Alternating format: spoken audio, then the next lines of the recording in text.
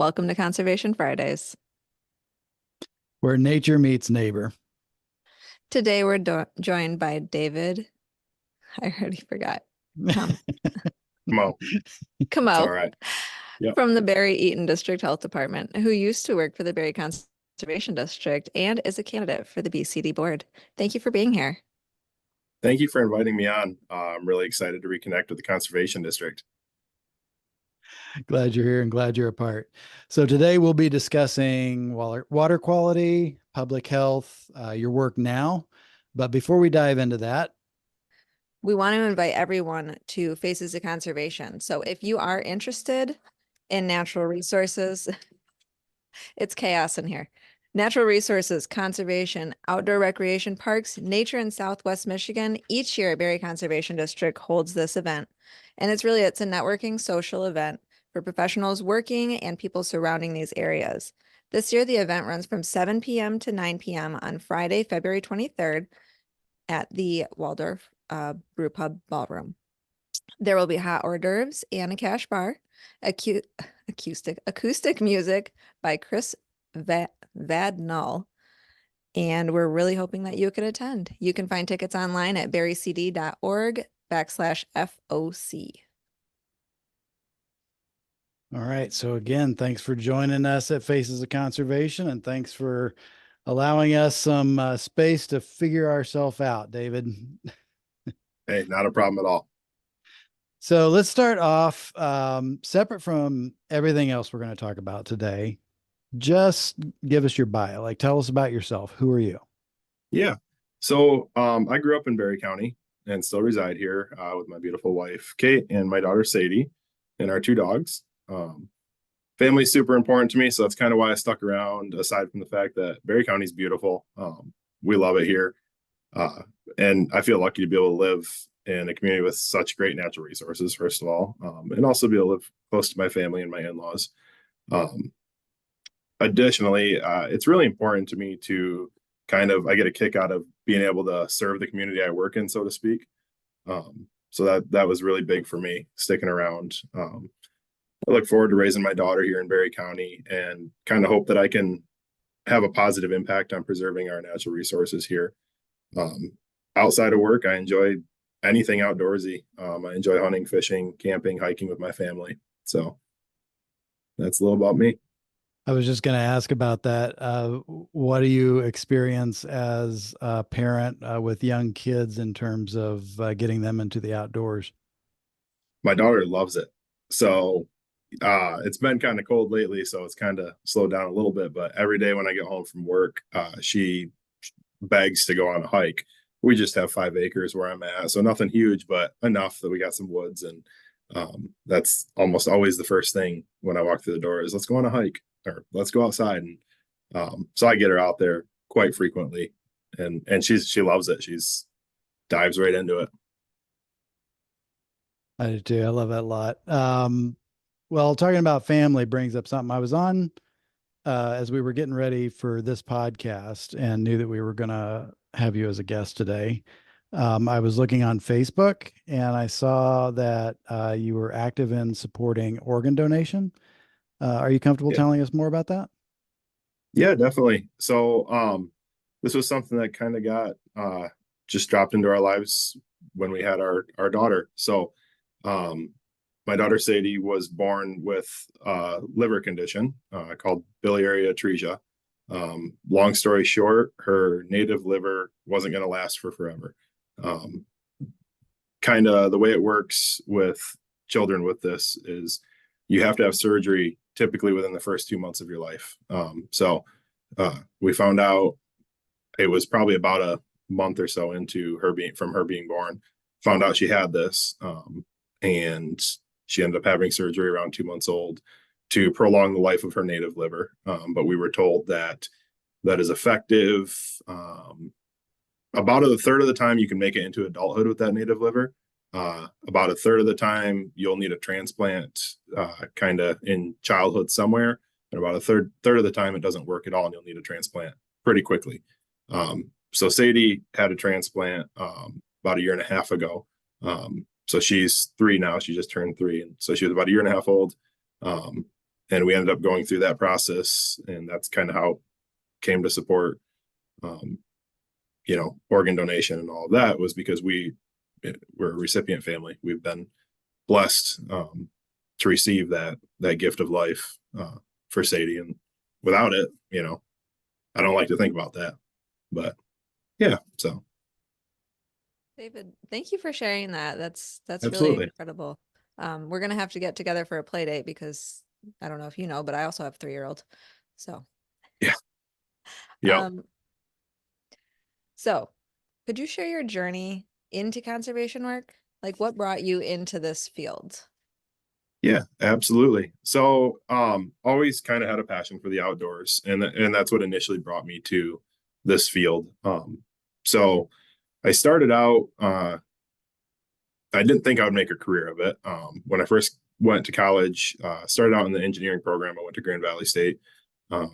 My first year there was in the engineering program, and decided I didn't want to be stuck behind a desk for my entire career, and wanted to make a switch. So I switched majors into the natural resource management program. And at the time, I think there's a lot of folks that go through that and think they're going to work for the DNR someday. And that was kind of what I thought. Well, long story short, they weren't hiring when I graduated. And that's kind of what sent me down the path of working more specifically with water quality. But yeah, really just my love of the outdoors, and wanting to be able to be outside with my career and enjoy the outdoors.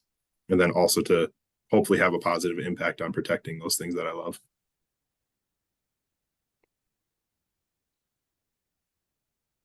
You, as I understand it, so here at the office, we were talking and understand that you used to work here in this office at Berry Conservation District. Yes, I did. Tell us about what role you had at that time. Yeah, so I don't know if you know, Jamie. I actually worked for the conservation district at 2 different points. Oh, Yeah, so about the watershed coordinator part, and I'll get into that. But actually, when I was in college, I had an internship with the conservation district. So I was looking for internships in the summertime, to hopefully further my chances at getting some experience. And I didn't even know conservation districts existed, to be honest with you. I didn't know it was a thing. Hadn't heard much about them. And I stopped into the office actually looking to, you guys share an office with Natural Resource Conservation Services.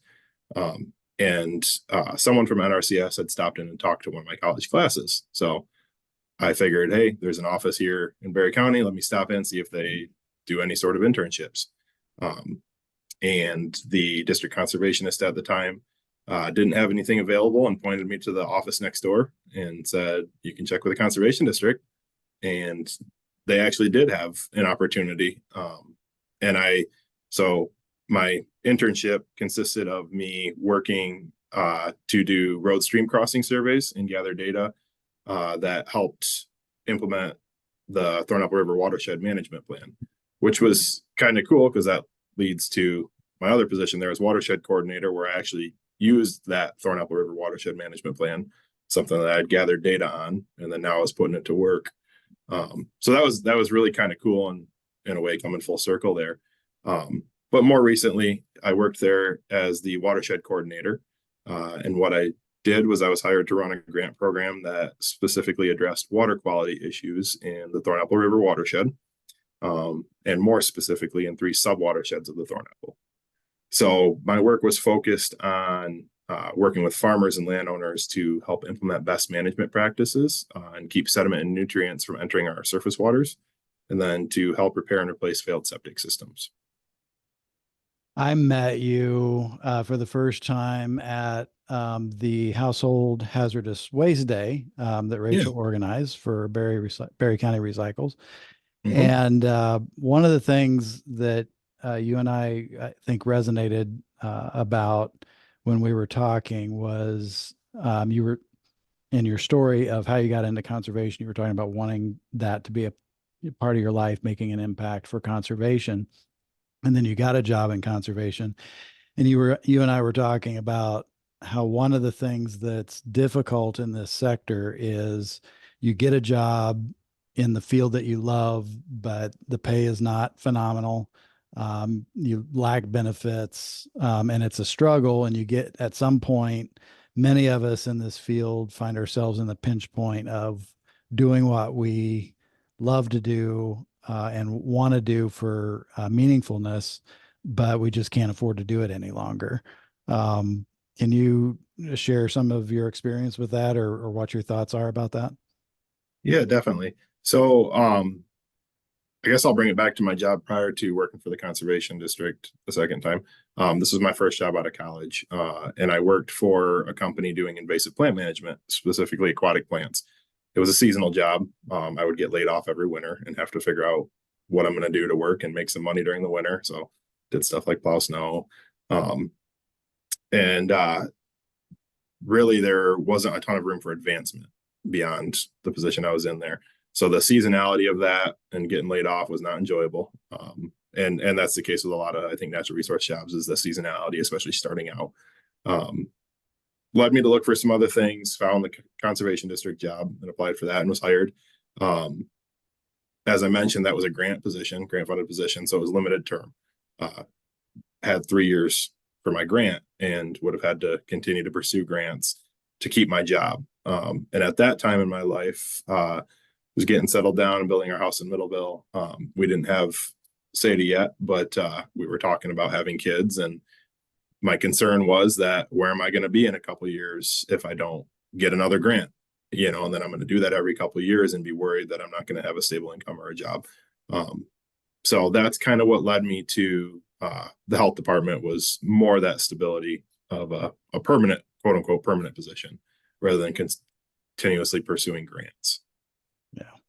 Thanks for sharing that. I think a lot of folks that are in the sector, maybe getting ready to be in our industry, that'll resonate with them as they pursue that work. Yeah, absolutely. And I think you can find those jobs that aren't grant based or seasonal, but starting out, I think that's something a lot of us go through in the natural resource industry, is you're going to work some of those jobs that may be more limited term, and they're good. They're good experience. It was great experience. Honestly, working at the conservation district landed me this job here at the health department, because I was working on those failed septic system replacements and got to know the folks here, and position opened up. And so you never know where it's going to lead.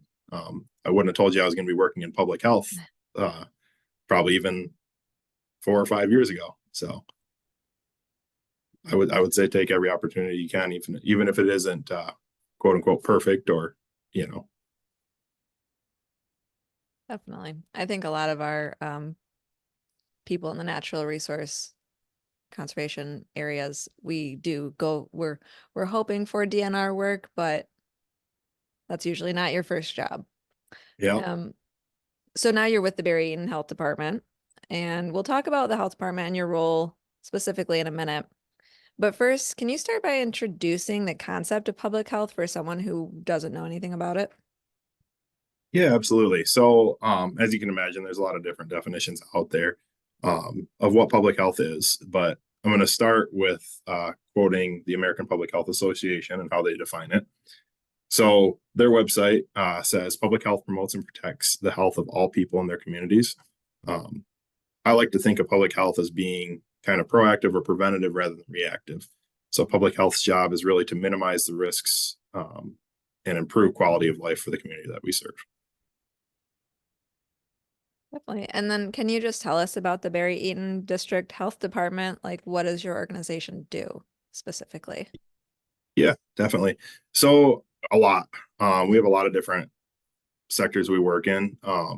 So I'll refer to the official definition first and then dive into kind of my viewpoints. If you go to our website, the Barry Eaton District Health Department is a nationally accredited public health service agency for Barry and Eaton counties. We protect and improve the health of Barry and Eaton counties through education, promotion of healthy lifestyles, and implementation of effective policies and programs for individuals, families, businesses, and communities. So we provide a wide variety of services, from restaurant food safety inspections to the WIC nutrition program, which is women, infant, and children. And that's kind of our official, what is BEDHD. That being said, as I mentioned, we have a wide range of services. So I mentioned WIC. We do immunizations. We help facilitate the household hazardous waste collection, which you guys obviously have a huge role in.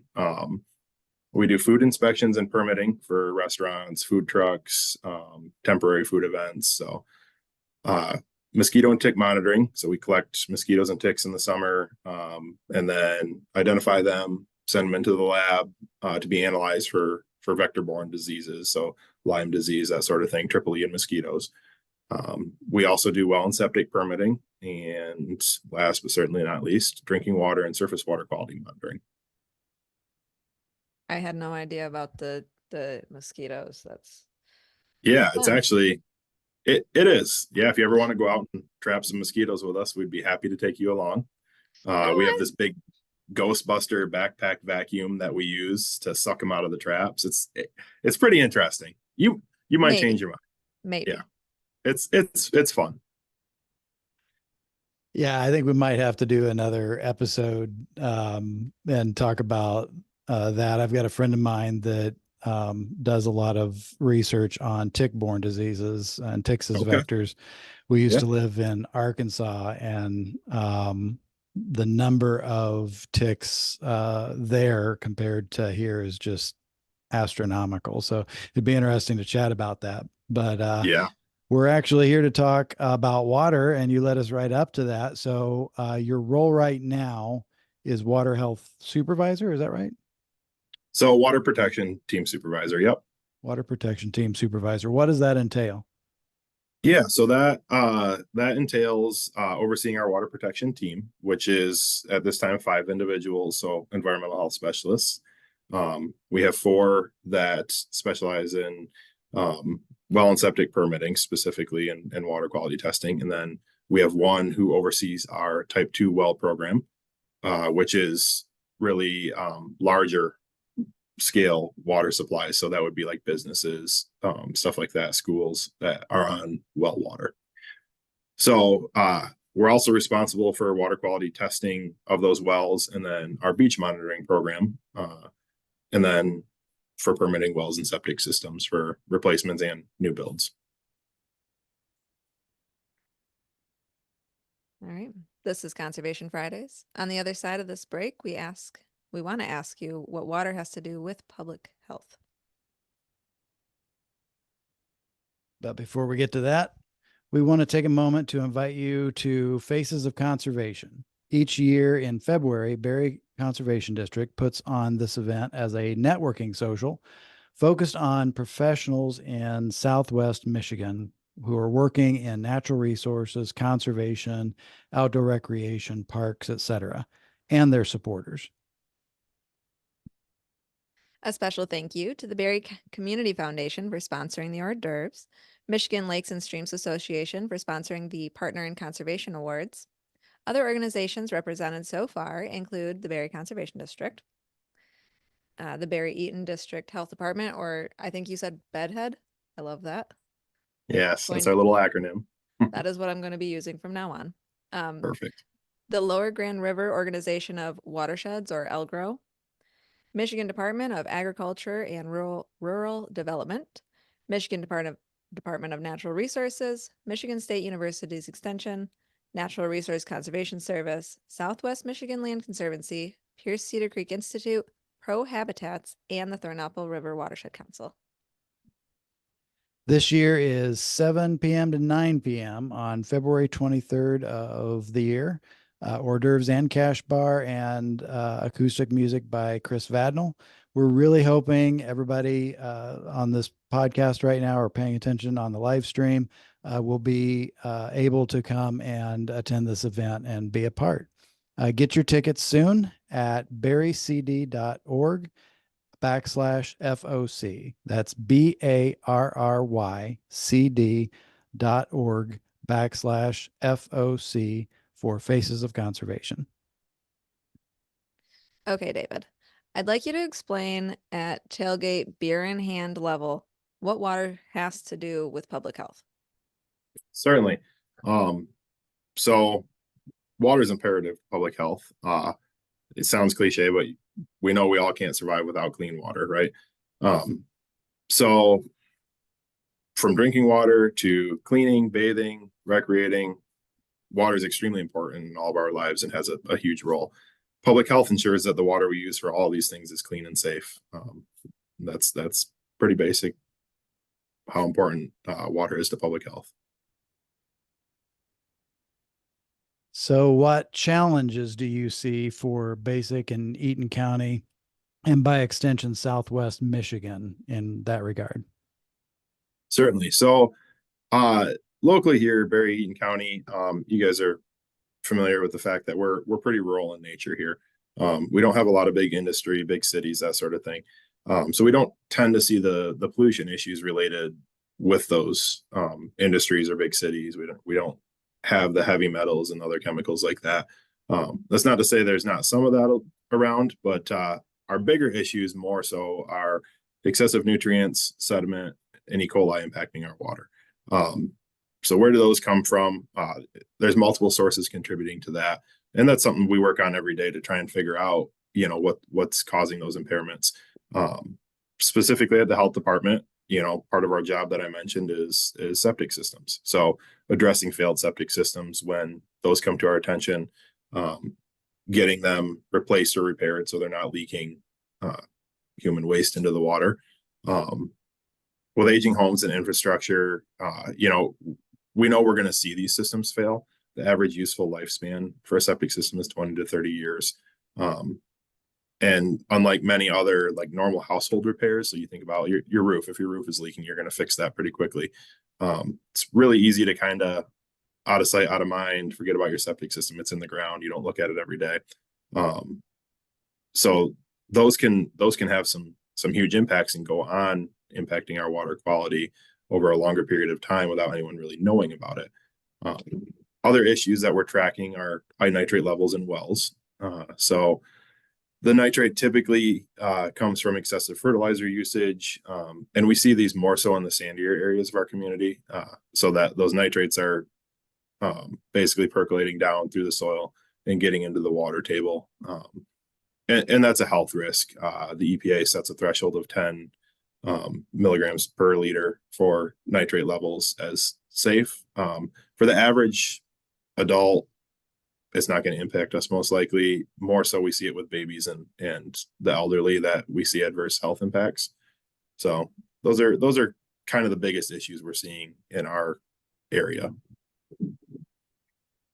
So you mentioned septics, and when I started working not at this job, but my previous job at Elgro, we were working on the time of sale or transfer for septic for Barry and Eaton County. Can you talk about kind of what that was and what happened to it? Yeah, so that's another acronym for you is the TOAST program is what we called that, time of sale or transfer. So what that was a point of inspection when you went to sell your home. So the health department was involved. Anytime a home was sold, the well and septic would have to be evaluated. And it wasn't just specifically the health department. We had registered evaluators that were certified and trained through us that would do these inspections. And they would look to just make sure that the septic system was functioning properly and not failed or leaking in any way. And that included both the drain field and the septic tank. And then they also did an inspection of the well to make sure that was, safe, basically.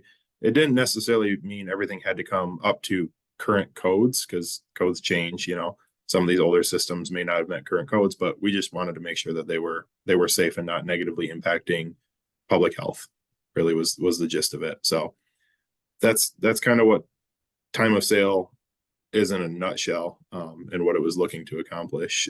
That went on for 10 years. We got a lot of really good data out of it, and I believe a lot of good results came from it. Something we've seen more recently so that was repealed about 2018 is when time of sale was repealed. And I won't get too deep into how or why that happened. Not everybody agreed with it and thought it was a huge benefit. From my standpoint, it was a great benefit for folks buying a home, really, because everybody says, well, you're going to get your home inspection anyways. Well, that might be, you know, a home inspector that specializes, you know, maybe in building codes, and they just don't have the knowledge of what to look for with the septic system and how to evaluate it, or a well. And what we've been seeing more recently with the kind of the housing boom the last few years, and the shortage of houses available, is to be competitive, folks would waive those inspections. So I have numerous instances where we get a call, hey, my septic has failed, hey, my well has gone out, I need a new well. And we get talking with these folks, and we just moved here, you know, 6 months ago, or, you know, a year ago, and bought the house. And it's like, well, you know, these things don't usually pop up spur of the moment. This is something that was in the works and could have been caught. Did you have a septic inspection? Did you have a well inspection? Well, no, we waived that because we wanted to get the home, and it's so competitive right now that was our edge. You know, we couldn't pay more, but we could waive this inspection. So it would have prevented those sort of things happening. And that's a huge expense. I mean, you're looking at anywhere from $10,000 to $30,000 for a new septic system. Wells nowadays are going, I mean, 8 to 10 grand typically, sometimes a little more depending on depth. So those are real big things to waive an inspection on. And now we have no means of providing that security for the buyer, knowing that it's going to happen, you know, and it's taken care of, and it's not something they have to think about. So in my opinion, and I think everyone here at the health department's opinion, it's unfortunate that program is gone. I thought it provided a good benefit to our community, to our residents. So. Yeah. So you talked about how much it costs to replace one of those systems. Do you know approximately how much it costs to just get one inspected? It can vary. So it's a really privatized thing now. Oh, okay. It's private inspectors, and I typically in the couple $100 range. I think two to 400 would be a ballpark. Don't quote me on that, because they all vary so much, you know. There's multiple different inspectors that do it. So it's really kind of up to the private industry to set those prices now, and they control that market. Right. So kind of moving forward in the E. coli region of things. So the health department has a beach monitoring program for E. coli. I'm wondering how many and where exactly those sites are located.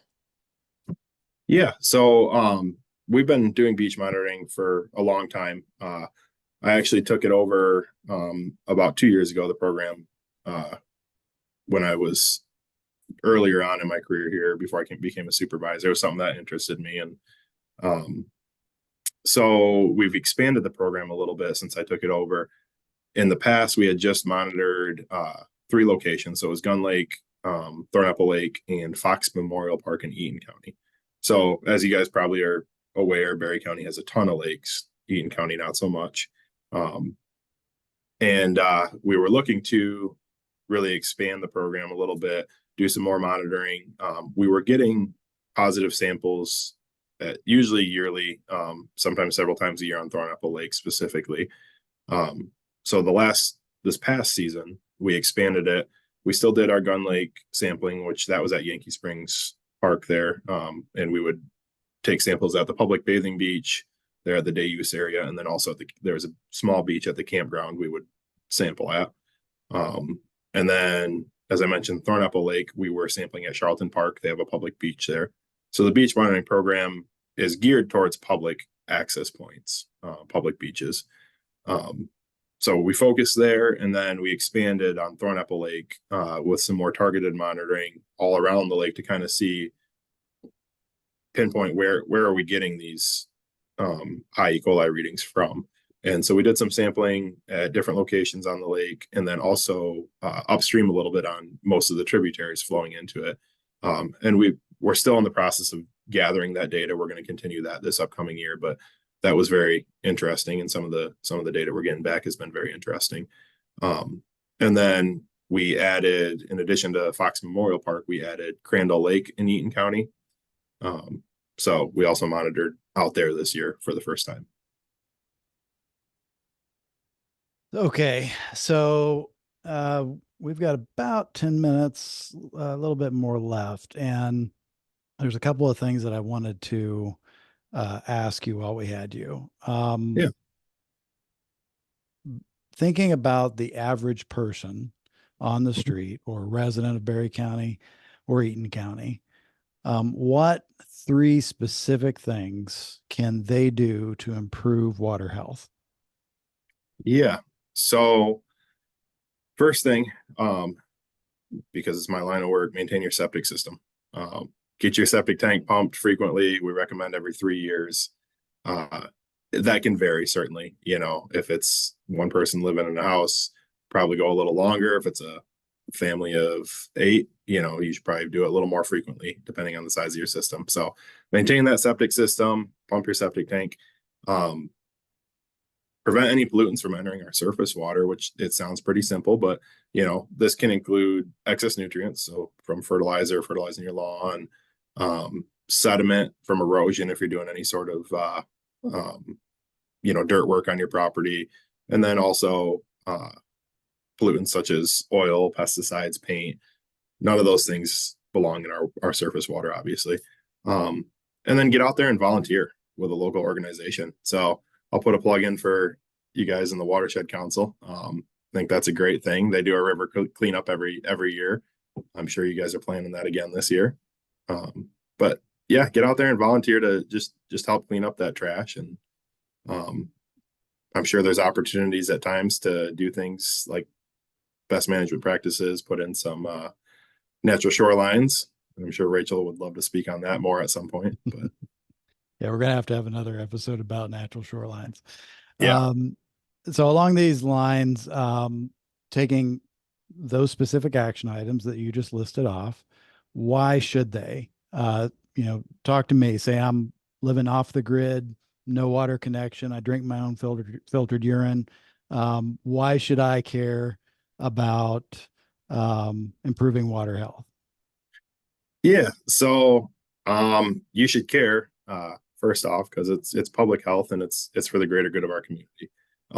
So what I kind of mean by that is, you know, water isn't specific to you and your land. So if you have a well, for example, some people might not be aware, but that goes down into an aquifer that's shared with multiple people around them, their neighbors, their community.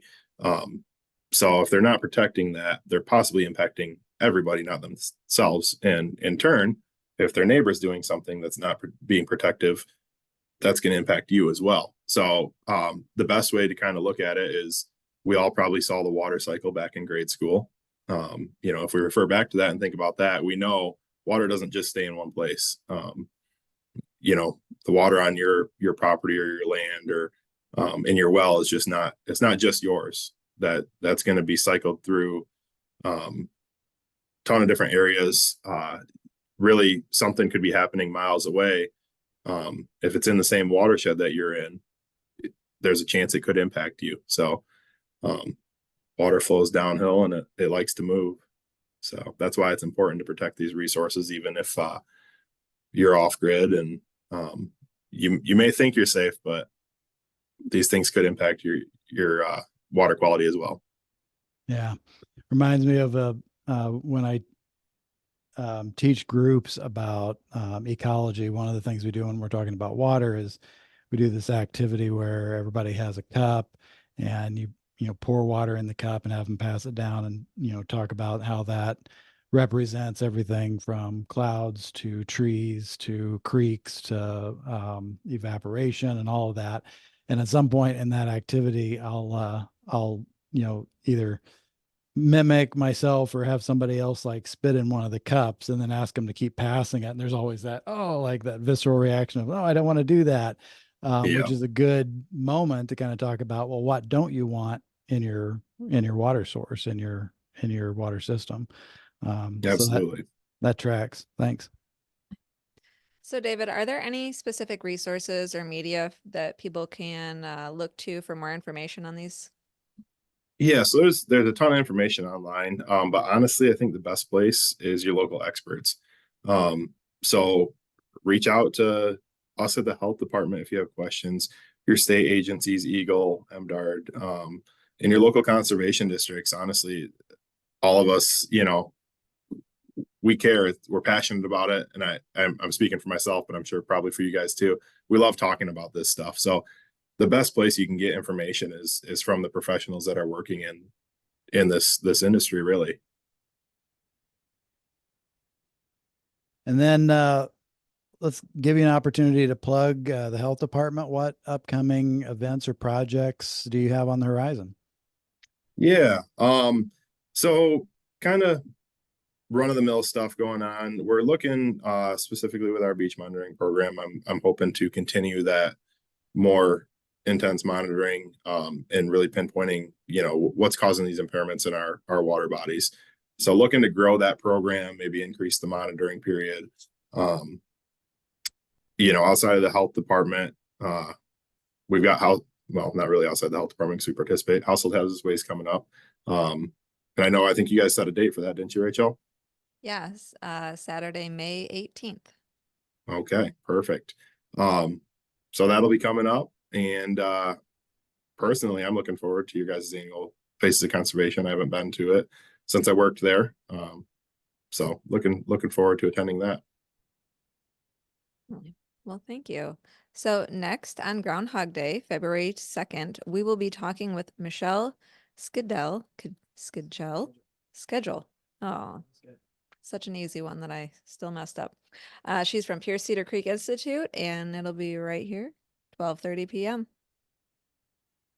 Yeah, join us and see how we learn to do these live streams and podcasts better. You were laughing at me earlier. What did I do?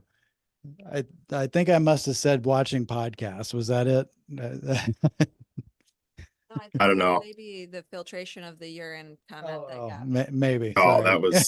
that was a good one. For the record, I don't, but if you think about it on a macro level, like at some point we all do.